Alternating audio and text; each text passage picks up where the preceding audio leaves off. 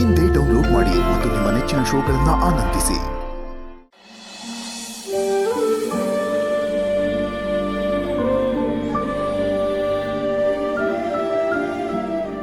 ನಾನು ಇದೇ ಮನೇಲಿ ಇರಬೇಕು ಅಂದ್ರೆ ಇವಳು ಕೆಲಸ ಬಿಡ್ಬೇಕು. ಇವಳು ಕೆಲಸ ಬಿಟ್ರೇನೆ ನಾನು ಈ ಮನೇಲಿ ಇರೋದು.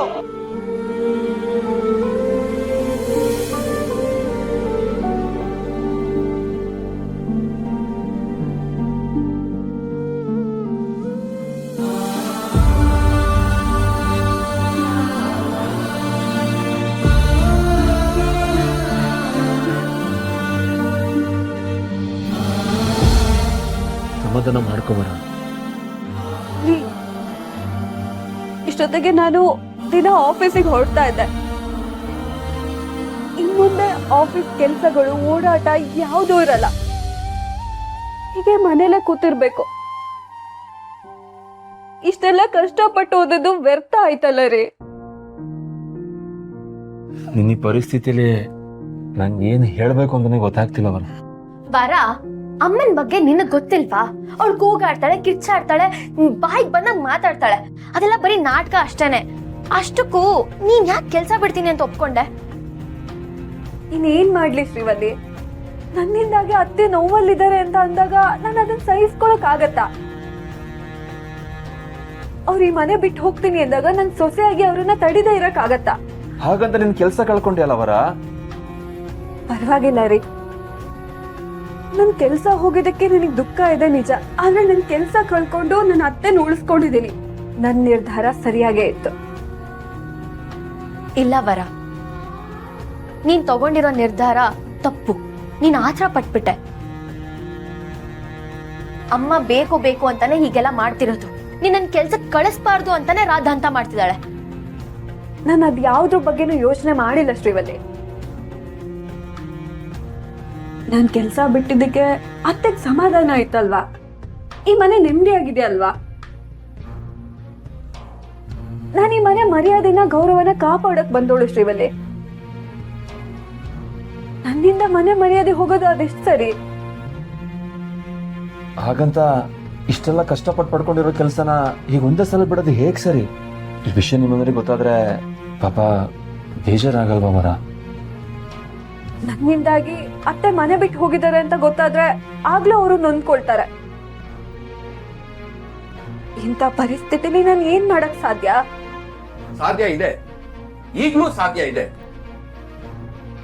ಹೌದಮ್ಮ, ನೀನ್ ಅವಳ ಮಾತಿಗೆಲ್ಲ ಬಗ್ಬೇಡ.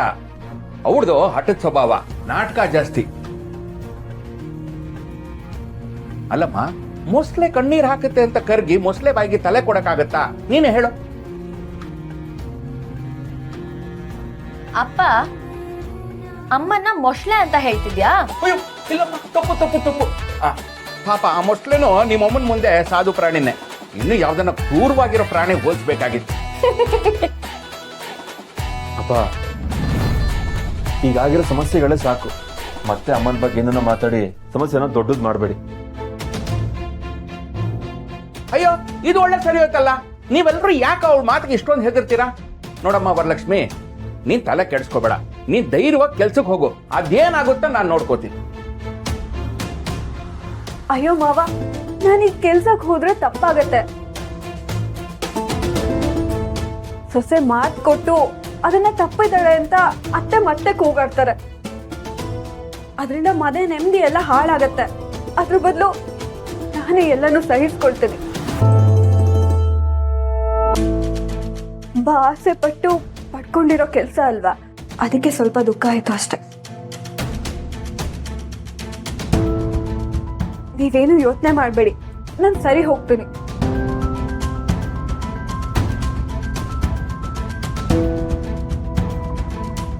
ಇಲ್ಲಿ ವರಲಕ್ಷ್ಮಿಗೆ ಅನ್ಯಾಯ ಆಗ್ತಾ ಇದೆ.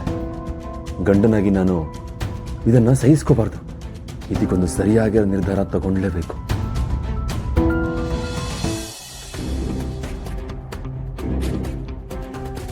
ಗಂಡಸಿನ ತೋಳಲ್ಲಿ ಅದೇನೋ ಶಕ್ತಿ ಇರೋ ಅಹಂಕಾರ ಇರ್ತದಲ್ಲ, ಅದನ್ನ ಅಡಗಿಸ್ಬಿಡ್ತೀನಿ. ಆ ಸಾವಿತ್ರಿ ನನ್ನನ್ನೇ ಎದುರಿಸ್ತಿದ್ದಾಳೆ. ನಾನೊಬ್ಬ ಗಂಡಸಾಗಿ ಇಷ್ಟೆಲ್ಲ ಶಕ್ತಿ ಇದ್ದು ಅವಳಿಗೆ ಯಾಕೆ ಎದುರ್ಕೋತಿದ್ದೇನೆ? ಅವಳು ನನ್ನ ಎದುರಿಗೆ ಬರ್ತಿದ್ದಾಗೆ ನಂಗೆ ಯಾಕೆ ಭಯ ಆಗ್ತಿದೆ. ಅಷ್ಟಕ್ಕೂ ಅವಳಿಗಿಂತ ಶಕ್ತಿ ಧೈರ್ಯ ಏನಾದರೂ ಹೇಗೆ ಬಂತು?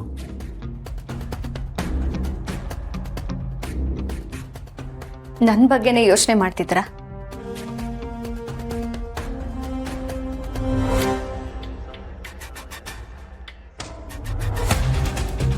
ನೋಡ್ ಸಾವಿತ್ರಿ, ನೀನು ಇದುವರೆಗೂ ಏನು ಮಾಡಿದ್ಯೋ ಅದನ್ನೆಲ್ಲ ನಾನು ಕ್ಷಮಿಸ್ಬಿಡ್ತೀನಿ.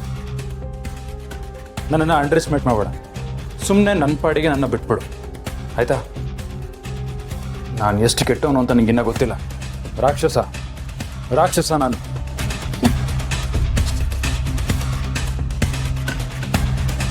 ವಿರುತಿ ಹೆಸರಿನಾಗೆ ಯಾವತ್ತು ನೀವು ನನಗೆ ಮೋಸ ಮಾಡಿದ್ರೋ ಆವತ್ತೇ ಗೊತ್ತಾಯ್ತು ನೀವು ಎಷ್ಟು ಕೆಟ್ಟವರು ಅಂತ. ಮನುಷ್ಯತ್ವ ಇಲ್ಲದೆ ಇರೋರೆಲ್ಲ ರಾಕ್ಷಸರೇ. ಅದರಲ್ಲೂ ವಿರುತಿನ ಕೊಲ್ತಾರೆ ಗೊತ್ತಾ, ಅವರಂತೂ ರಾಕ್ಷಸರಿಗಿಂತ ಕಡೆ. ಹಾ, ಎಂಥ ದೊಡ್ಡ ರಾಕ್ಷಸರಾದ್ರೂ ಅವ್ರ ಸಂಹಾರ ಒಂದಲ್ಲ ಒಂದಿನ ಹಾಗೆ ಆಯ್ತದಲ್ಲ. ನಿಮ್ಮಂತ ರಾಕ್ಷಸರನ್ನ ಸಂಹಾರ ಮಾಡಕ್ಕೆ ಅಂತಾನೆ ಶಕ್ತಿ ದೇವಿ ಜನ್ಮ ತಾಳೋದು. ಏನು ಹೇಳ್ತಿದ್ಯಾ ನೀನು? ಹಾಂ, ಹಾಗಿದ್ರೆ ನೀನು ನನ್ನ ಸಂಹಾರ ಮಾಡ್ತೀಯ? ನಿನ್ನ ಶಕ್ತಿ ದೇವತೆನಾ? ನನ್ಗದ್ ಗೊತ್ತಿಲ್ಲ, ಆದ್ರೆ ನನ್ನ ಹಿಂದೆ ಇರೋ ಶಕ್ತಿ ದೇವತೆ ಅಂತದ್ದು ಅಂತ ನನಗೆ ಸಂದಾಗ ಗೊತ್ತು. ಅಂದ್ರೆ ನನ್ನ ಹಿಂದೆ ಇರೋದು ಶ್ರಾವಣಿ.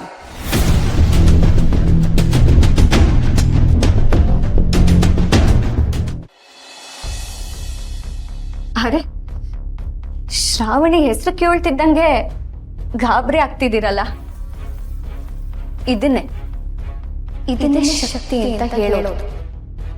ನೀವೀಟ್ ಕೆಟ್ಟವ್ರು ಅಂತ ಗೊತ್ತಾದ್ಮ್ಯಾಕೋ ಅವ್ರು ನಿಮ್ನ ಸುಮ್ಮನೆ ಯಾಕೆ ಬಿಟ್ಟವ್ರೆ ಅಂತ ನಿಮಗ್ ಗೊತ್ತಾಯ್ತಾ? ಒಂದಲ್ಲ ಒಂದಿನ ನೀವು ಒಳ್ಳೆಯವ್ರಾಗ್ತೀರಿ, ನನ್ನ ಹೊಟ್ಟೆಲಿರೋ ಮಗುಗೆ ಒಳ್ಳೆ ಅಪ್ಪ ಅಂತ ಅನ್ಸ್ಕೊಳ್ತೀರಿ ಅಂತ. ಅದಕ್ಕೆ ನಿಮ್ಮನ್ನ ಸುಮ್ಮನೆ ಬಿಟ್ಟವ್ರೆ.